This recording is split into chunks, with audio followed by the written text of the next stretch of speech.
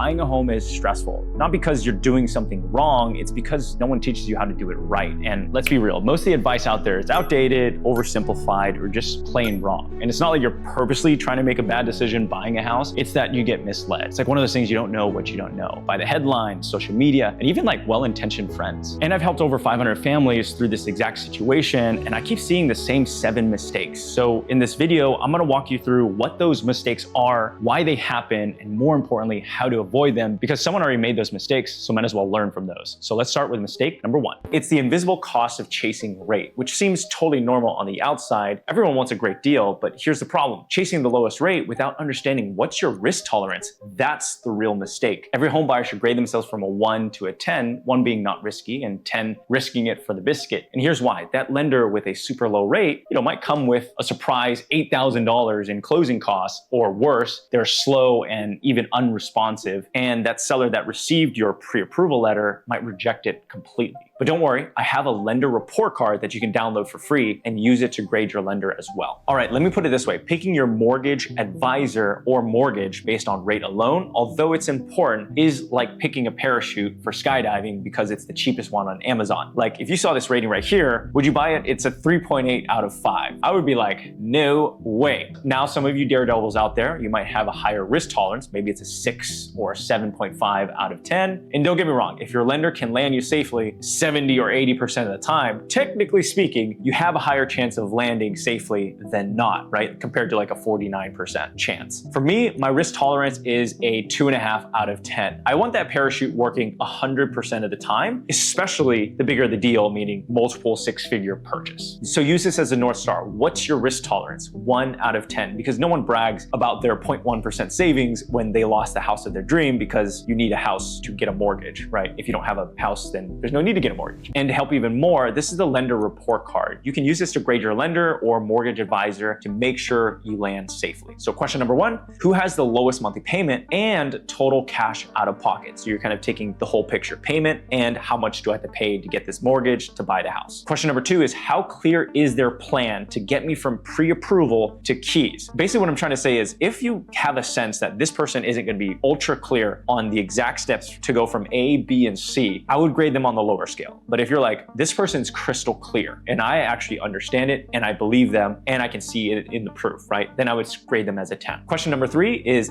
did they give me actual ideas to improve my offer and save money? So I love this question because I actually do this for interviewing employees, team members that might be joining the team. If I haven't learned anything new from them, I'm not going to hire them. Because if you think about it, if this is the average for your life of advisors and you bring in someone who's below that, technically they're going to bring down your average. I don't think you want to bring down your average, right? Especially with advisors in your circle. So I would highly recommend, if you're not learning something new, then you want to grade them really low. If you're learning a ton of different strategies, tips, tricks, etc., you want to grade them on the 10. Question number 4, who will get me closer to my bigger financial goals? And I love the first 3 questions because it can be more short-term focused, getting in the house, right? Then I like to include like a longer term picture. So that way you can kind of like get a litmus test of this is the direction I'm headed. And then you have like another point right here and you can connect the dots that way, right? So again, if you have a sense that this person can help you get really close to your financial goals, that would be a 10. If you're like, I don't know if I can trust them, then you probably want to put it at a 1. And then here's the grading scale. You want to add all those 4 scores up together. And then from a 36 to a 40, that's the green light.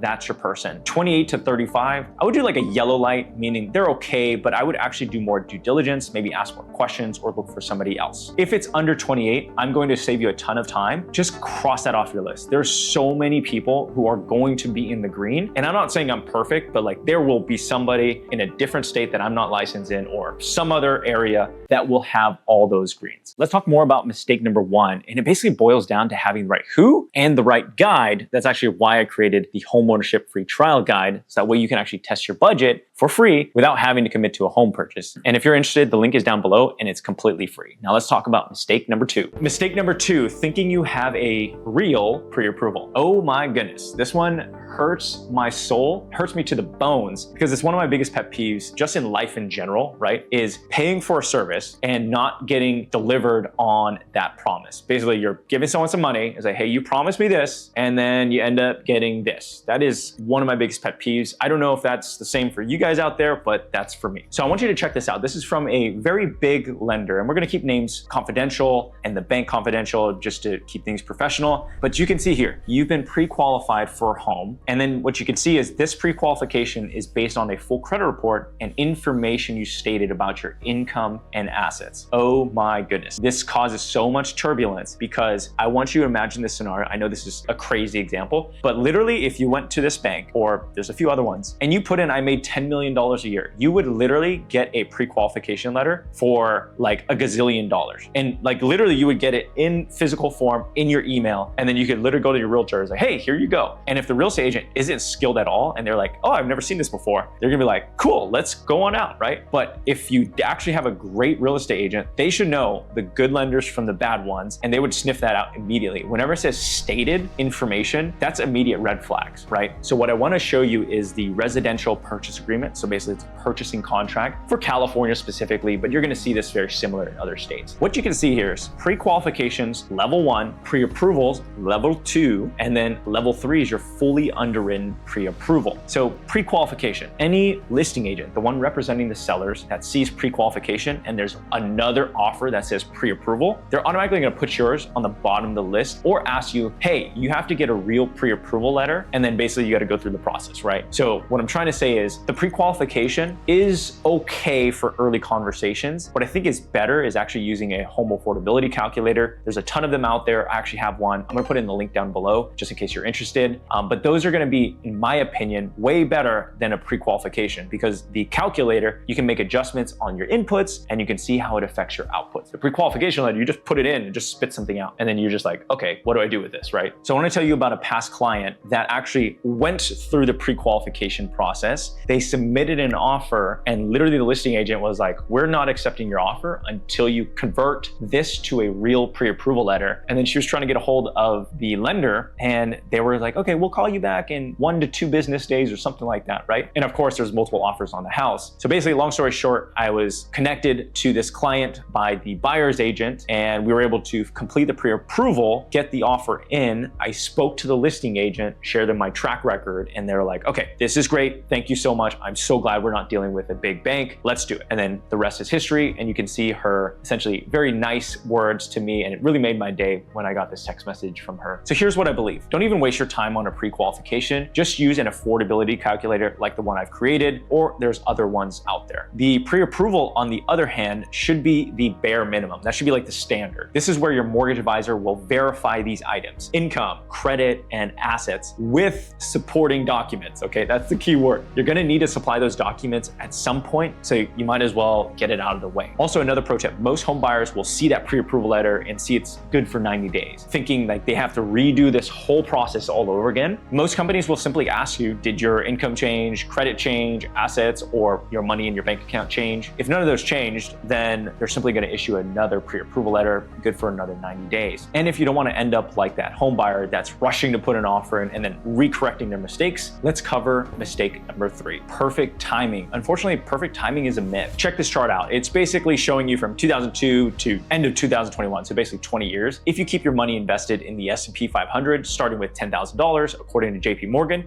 you would end up around a 9.5% return. However, if you missed 10 of the best days in the market, meaning you weren't invested in the market, there's a significant drop in returns, and you can see that pattern continue. Now, yes, the stock market technically is not real estate, but the concept applies to most assets where you buy, you hold, and it goes up over a long enough time period. So that could be real estate, sports cards, things like that. Now, market cycles are unpredictable. That's why time in the market beats timing the market, especially since a lot of factors in real estate are out of your control. But preparation is always in your control. I think the right time for you is when you're ready, not when the news says go. Here's the brutal truth that no one wants to hear. If you're not ready, you're probably lacking information to make a decision. So I would prioritize getting that information, and how to get that is generally through education and learning. So here's the cool thing. If you perfectly prepare, meaning you do all the steps that most successful homeowners do, perfect timing occurs because you perfectly prepared. So most home buyers get this wrong and think they'll turn the switch on some random day, see the perfect house with the perfect budget, with the seller's perfect timeline, and ending perfectly with their lease so that they're not paying a lease and a mortgage, then buy the house and move in the same exact month with no extra closing costs, right? That's a lot of pressure on you, in my opinion. And I don't think that's fair. For anyone who's watching that has a partner, it'd be really weird if you said, yes, on November 10th at 9 a.m. sharp at this coffee shop on 123 Main Street on the corner, I'm gonna meet my perfect soulmate. It just doesn't happen that way in real life. If it has for you, congratulations, but for me, it didn't happen that way. But if you perfectly prepare by making yourself presentable, learn the skill of maybe active listening, and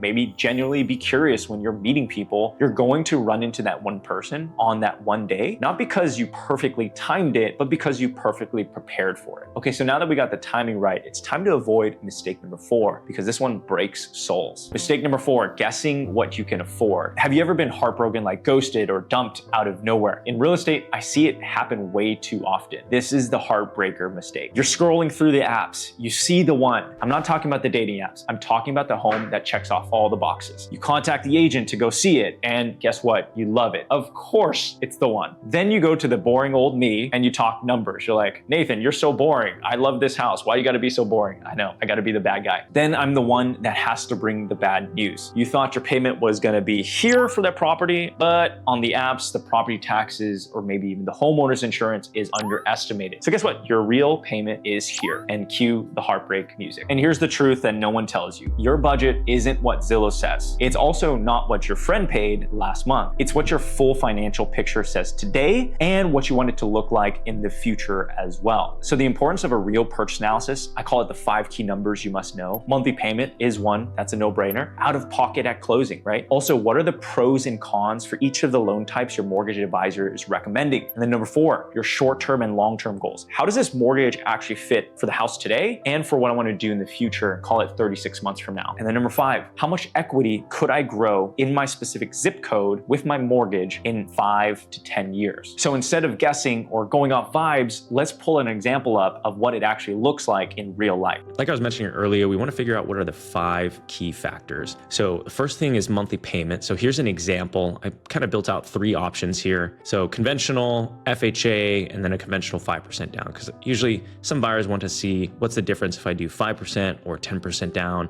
How does that change my monthly payment? So when it comes to monthly payment, we can actually look right over here. And little pro tip, usually there's going to be a lower payment and then a higher payment. The higher payment's always going to be including property taxes, homeowners insurance, PMI or private mortgage insurance, and HOA if you had that. And the lower monthly payment, which is P&I, is just principal and interest. The next number we want to look at is out of pocket at closing. Like I said, the 5 key factors, right?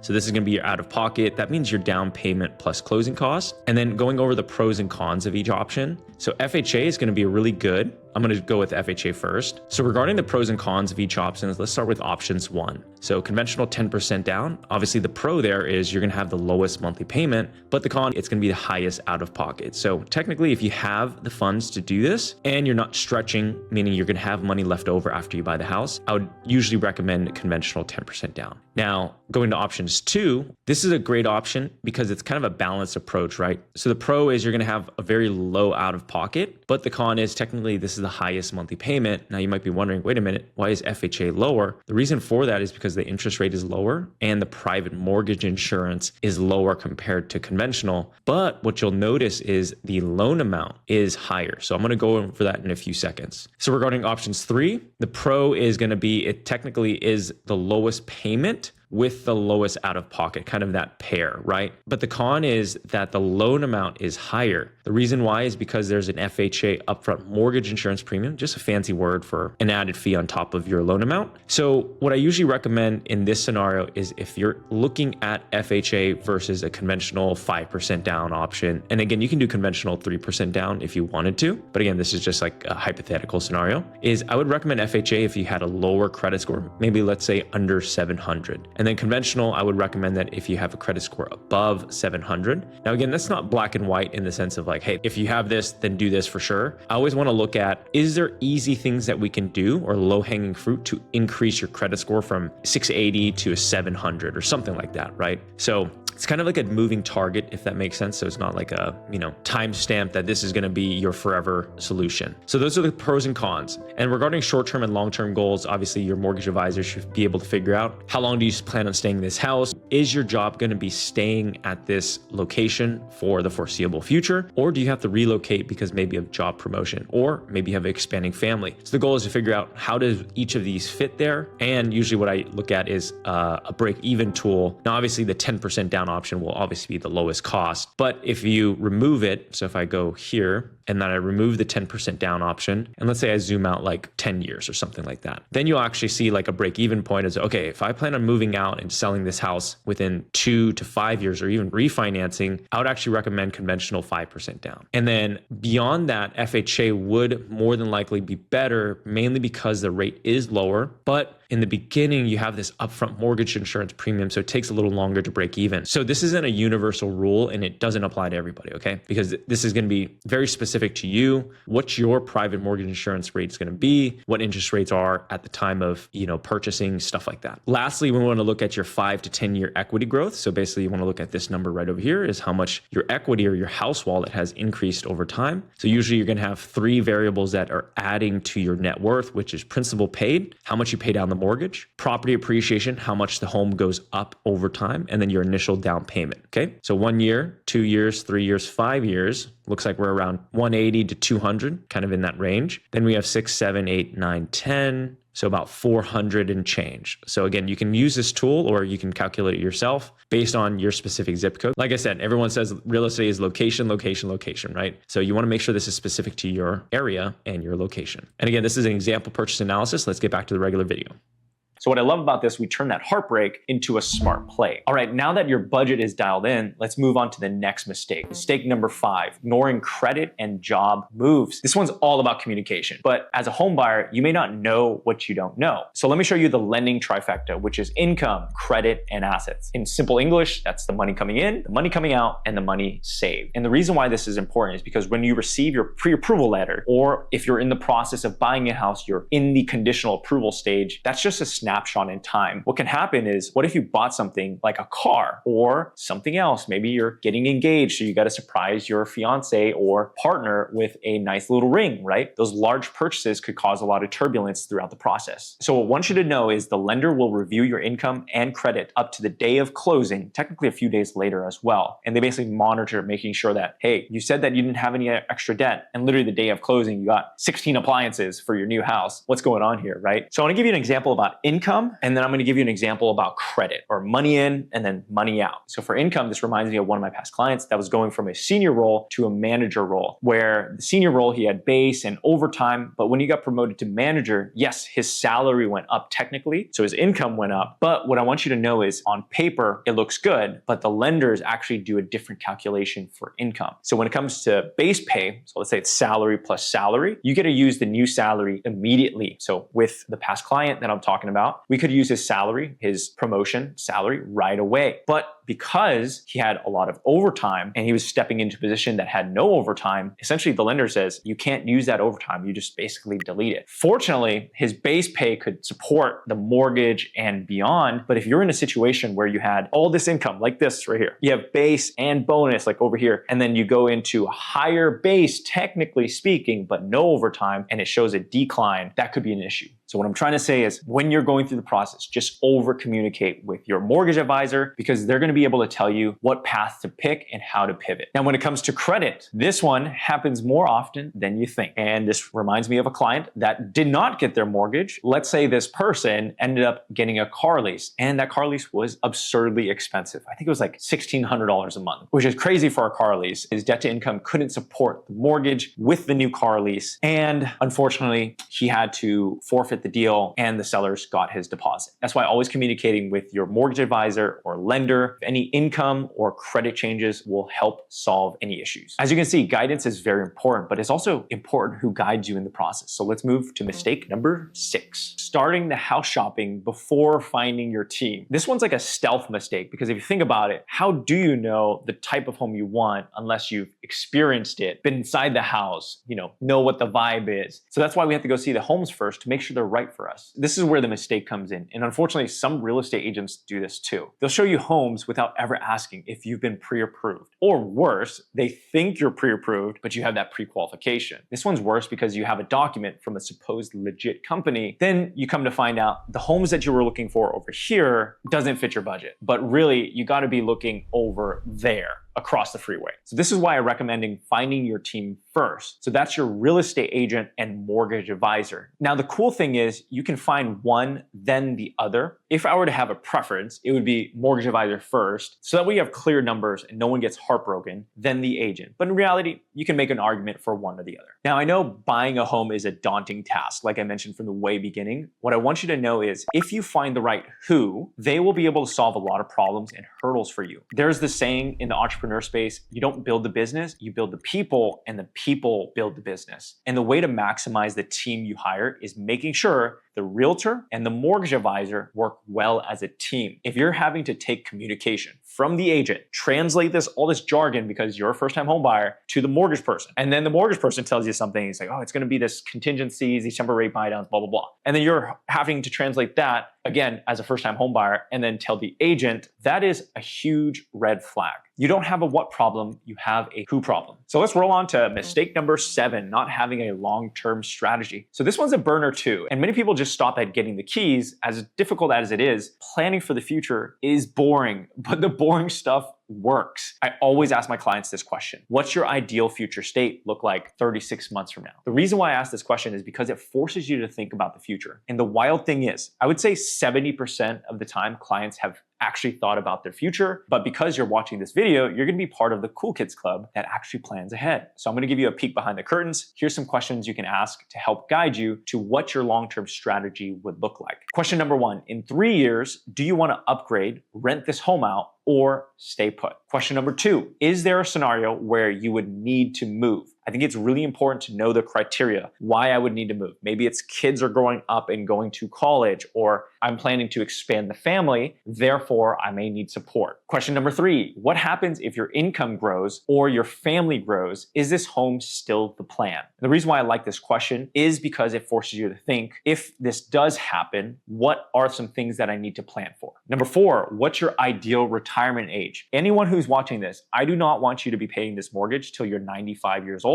and hating your life. I'd rather have it match up with your retirement age, meaning sometimes you gotta lower the budget a little bit so that way you can aggressively pay off the house faster. Like if you're retiring in 5 years and you're getting a 30-year fixed mortgage, like what a lot of big banks tell you, and they don't really care what happens after closing, you're gonna pay that for a very long time. And usually what happens at retirement is, guess what? Your income's here, and then it goes down because you're gonna have Social Security, and maybe you have some retirement saved up, right? And 30 years from now, I don't think Social Security is gonna be around either, right? So I want you to imagine this scenario where your GPS on your CarPlay, you plug in the destination is 123 Retire Early Street. Then your GPS takes you to the next turn. So you made some progress, yes, but then the GPS turns off. It just gives you the instructions to the turn. So then you got to pull over again and then type in the maps. Okay, I need to go to 123 Main Street. I need to pull over. You need to pull over your car and be like, okay, got to plug it in, 123 Retire Early Street. And then it takes you to the next turn and then turns off again. That would be super annoying, right? So if you could just enter the final destination where you want to end up, 123 Retire Early Street, and you have this GPS take you from start to the very end, it would be a way smoother ride, fewer detours, less arguing with your partner, right? And less stress. And guess what? Better gas mileage too. So that's what it's like when you have a clear plan. And that's why I love those 4 questions. It forces you to think about the future. And there you have it, the 7 mistakes that are very common. Now, don't feel bad if you ever made these, but know that these are avoidable with the right strategy and guidance. So check out my description if you want to get a copy of your homeownership free trial guide. It's where you can test your budget for free. And I haven't seen anyone put this out there, so I'm stamping it on the internet that I'm the first one. I know it'll help you if you're unsure about your budget. So be sure to check that link down below. Again, you can test out your budget for free. And as always, I try to put everything into making the best videos in the mortgage space. If you like this, please like, subscribe, and comment what you want to watch next. Also, if you have any stocks, check out this video where I show you how to lower your capital gains if you're wanting to buy a home. So click here. I'll see you there. This is Nathan signing out.